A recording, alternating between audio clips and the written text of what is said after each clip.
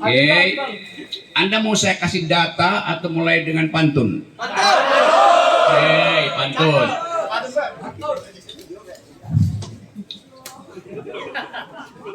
Pohon jati tumbuh di sawah. Kalau nggak ngerti, jangan marah.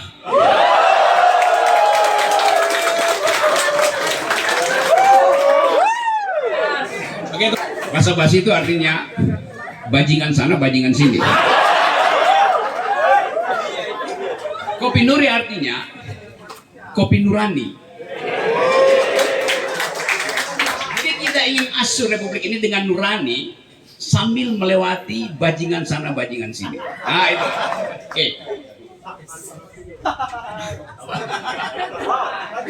Kita berupaya untuk menghasilkan kembali pikiran.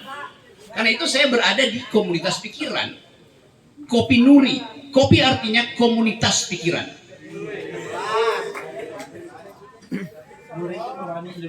Nuri itu Nurani Republik Indonesia. Jadi mereka yang ingin ngopi dan ingin mengejar kicauan Nuri, sebaiknya masuk ke sini, nggak usah di luar. Oke, saya baca di situ. Yogyakarta, kota pelajar budaya bermartabat. Pengetahuan saya tentang Yogyakarta sejak tahun 90 melampaui teman-teman yang ada di sawah. Tahun 90 saya bolak-balik ke penjara Wirogunan untuk menegakkan martabat demokrasi karena teman-teman saya di penjara di situ oleh Orde Baru. 2 bulan saya nongkrong ini buat bikin pledoi supaya demokrasi itu diucapkan kembali. Hari ini saya mengucapkan itu. Bangsa ini dipecah belah oleh kedunguan. Saya menyatukan kembali dengan mengusir kedunguan. Oke. Ya, pertanyaan kedua. Sebelah mana? Kanan kiri? Ya. Oke, nangkap. Oh iya. Fokus. Sudah jawab ya tadi ya.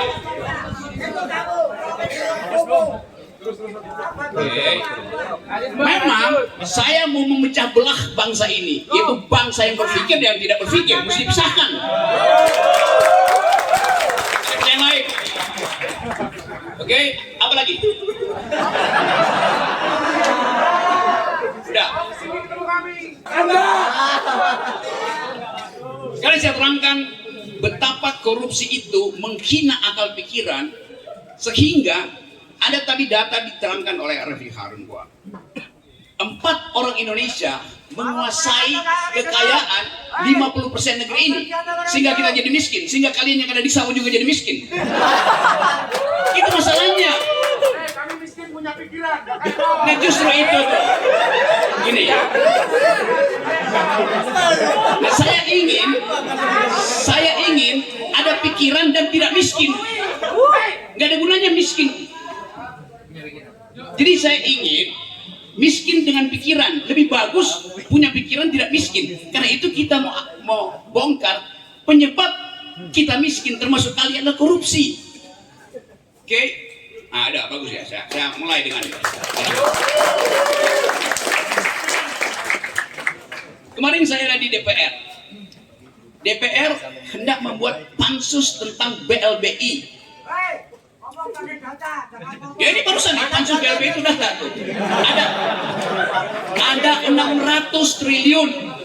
Ada 600 triliun APBN yang harusnya merupakan hak kalian yang di sawah, tapi tidak bisa diambil negara karena dirampok oleh BLBI. Data itu satu, oke?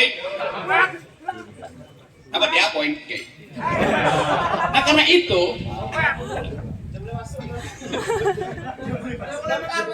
yaudah boleh masuk, silakan.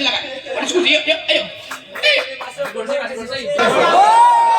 Supaya diingatkan ulang bahwa bangsa ini pernah dirampok oleh oligarki yang disebut sebagai BLBI, Bantuan Likuiditas Bank Indonesia, yang tahun 98 negeri ini bangkrut.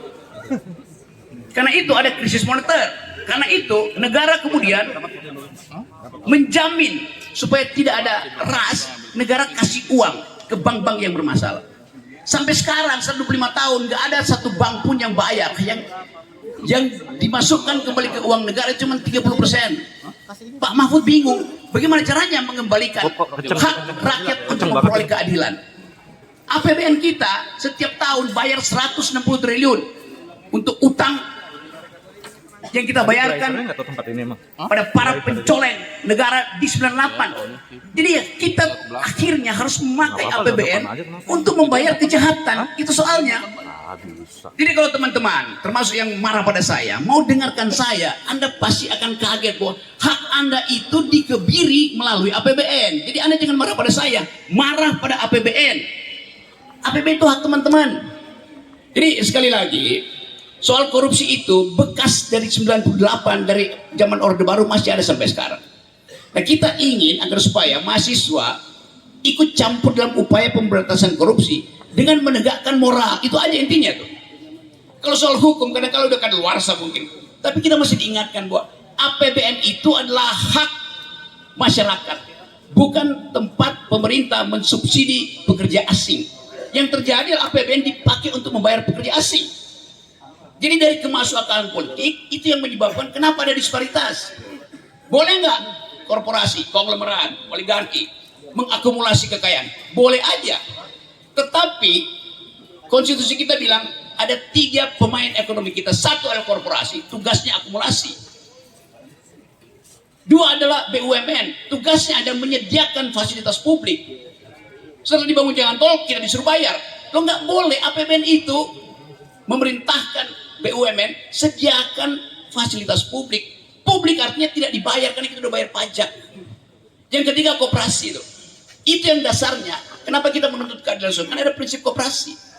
Jadi boleh ada akumulasi, tapi distribusi harus dilakukan. Yang sekarang nggak ada distribusi. Itu yang menyebabkan ketimpangan. Jadi protes saya, protes Refli Harun, protes Saud, protes semua orang, protes mahasiswa dimaksudkan untuk memulihkan kembali hak kesejahteraan rakyat. Jadi kalau kalian ganggu saya, artinya kalian nggak mau saya membantu kalian untuk memperoleh hak kesejahteraan kalian. Itu dungunya di situ. Ajaib, orang yang mengucapkan pikiran dihalangi oleh partai pada isu hari ini. Demokrasi yang disebut demokrasi kalau ada partai oposisi. Faktanya partai itu tidak ada. Apa akibatnya? Informasi itu dikendalikan secara sepihak oleh negara. Siapa yang nggak menghendaki oposisi? Masuk UGM, rakyat Jogja. Rakyat Jogja terkenal dengan karakter oposisi. Kalau dia nggak setuju dengan kebijakan raja, dia lakukan PP. PP itu ada fasilitas kebudayaan Jawa untuk memprotes kebijakan raja. PP itu apa? Diam di depan istana raja, bukan ngamuk.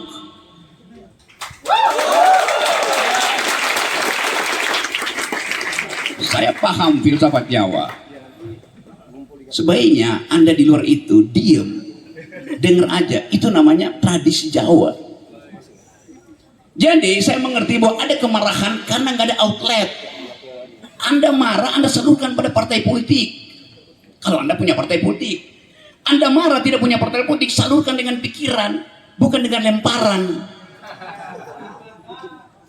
Saya baca lagi ya. Yogyakarta, kota pelajar budaya bermartabat. Melempar manusia dengan barang itu tidak bermartabat. Saya melempar presiden dengan pikiran, nggak pernah saya lempar dengan barang tuh. Apalagi di situ. Mas. Jadi kita ada di dalam komunitas yang berupaya untuk memulihkan kembali demokrasi. Enggak apa-apa. Demokrasi yang bisa dihidupkan dengan percakapan argumen, bukan dengan sentimen. Coba, Mas. Coba hafalan minggu lalu itu dibuang aja. Itu hafalan dari minggu lalu. Ngapain itu? Oke. Anda tahu nama saya? Namamu siapa? Nama kamu? Siapa?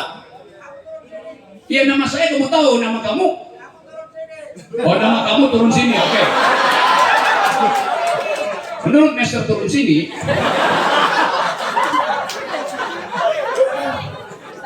Oke, saya balik lagi ya pada isu tadi.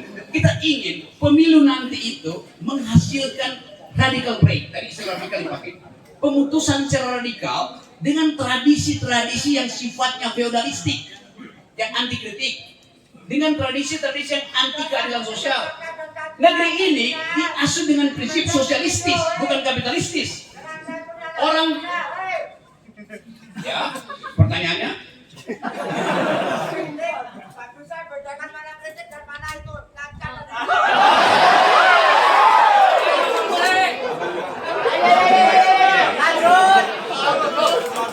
Tidak bisa membedakan mana kritik dan mana hinaan tuh. Oke.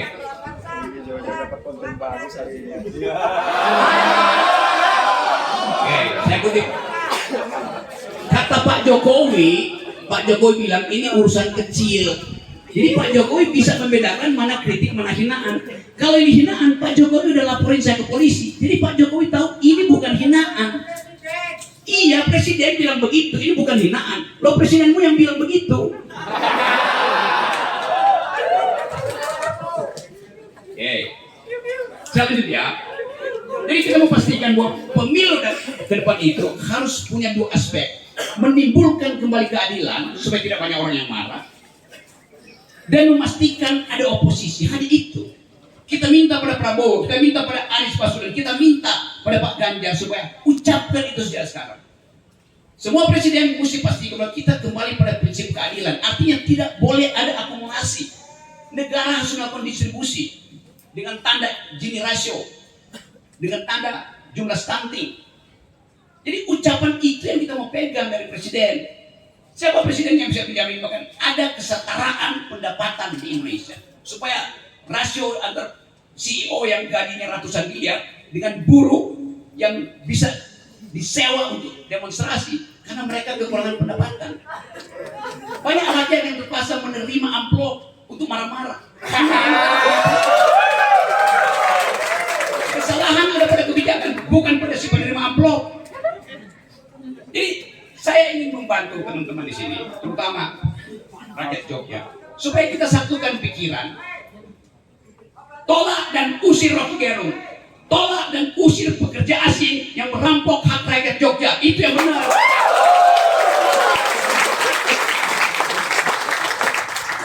Oke, sampai di situ dulu pertanyaan.